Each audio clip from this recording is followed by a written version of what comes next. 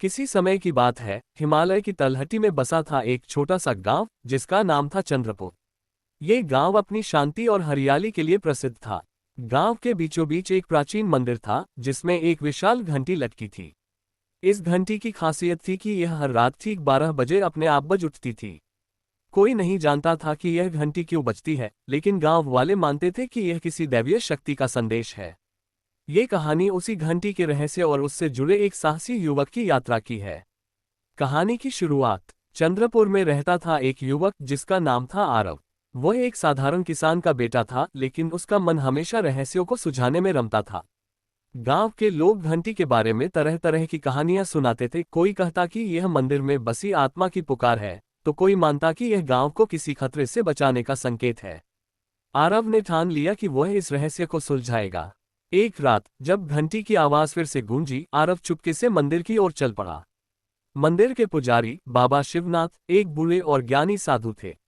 उन्होंने आरव को देखकर कहा, बेटा, इस घंटी का रहस्य जानने की हिम्मत बहुत कम लोगों में होती है। क्या तुम तैयार हो उस सत्य का सामना करने के लिए जो सदियों से छिपा है? आरव ने हामी भरी और बाबा ने उसे बताया कि घंटी का रहस्य एक प्राचीन अभिशाप से जुड़ा है। सदियों पहले चंद्रपुर एक समृद्ध राज्य था जिसका राजा था विक्रम सिंह। वह बड़ा दयालु और न्यायप्रिय था, लेकिन उसका भाई मालव लालची और क्रूर था। मालव ने एक तांत्रिक की मदद से राजा को मार डाला और सिंहासन हड़प लिया। मरते वक्त राजा ने श्राप दिया कि जब तक मालव का लालच गांव को नष्ट नहीं कर देगा, तब तक मंदिर की घंटी हर रात बजेगी, गांव वालों को उनकी गलतियों की याद दिलाने के लिए। रहस्य की खोज। बाबा ने बताया कि घंटी को चुप कराने का एकमात्र तरीका है मालव के लालच से उत्पन्न हुए खजाने को ढूंढना और उसे गांव वालों के बीच बांट देना। खजाना एक गुप्त गुफा में छिपा था जो काली घाटी में थी, एक ऐसी जगह जहां कोई जाने की हिम्मत नहीं करता था। आरव ने तय किया कि वह गुफा में जाएगा। उसने अपने दोस्तों मीरा और रघु को अपने साथ लिया। मीरा एक बुद्धिमान और साहसी लड़की थी जो जड़ी बूटियों और प्राचीन ग्रंथों का ज्ञान रखती थी। रघु एक बलशाली युवक था जो हमेशा आरव का साथ देता था। तीनों ने मिलकर काली घाटी की ओर यात्रा शुरू की। काली घाटी का रोमांच। काली घाटी का रास्ता खतरनाक था। घने जंगल, जहरीले सांप और भटकाने वाली आत्माएं वहां मौजूद थीं। रास्ते में उन्हें एक बूढ़े साधु मिले जिन्होंने उन्हें एक ताबीज दिया और कहा, यह तुम्हें मालव की तांत्रिक शक्ति से बचाएगा। साधु ने यह भी चेतावनी दी कि खजाना एक भ्रम है, जो उससे चाहता है वह लालच का शिकार हो जाता है। गुफा में पहुंचकर तीनों ने देखा कि वहां सोने चांदी के ढेर पड़े थे। लेकिन जैसे ही रघु ने खजाने को छूने की कोशिश की, गुफा में अंधेरा छा गया और एक भयानक छाया प्रकट हुई। यह मालव की आत्मा थी जो अब भी अपने खजाने की रक्षा कर रही थी।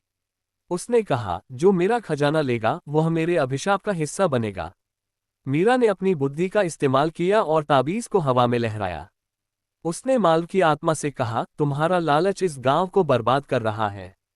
ये खजाना गांव वालों का है, न कि तुम्हारा। उसकी बातों से मालव की आत्मा कमजोर पड़ने लगी। आरव ने आगे बढ़कर घंटी की तरह दिखने वाला एक प्राचीन यंत्र उठाया जो गुफा के बीच में रखा था। जैसे ही उसने उसे बजाया, मालव की आत्मा चीखकर गायब हो गई और गुफा में रोशनी छा गई। खजाने का वितरण। तीनों ने खजाना गांव वापस लाया। गांव वालों ने मिलकर इसे बांटा। कुछ हिस्सा स्कूल बनाने में, कुछ अस्पताल के लिए और कुछ गरीबों की मदद के लिए इस्तेमाल किया गया। उस रात पहली बार मंदिर की घंटी नहीं बजी। गांव में शांति छा गई।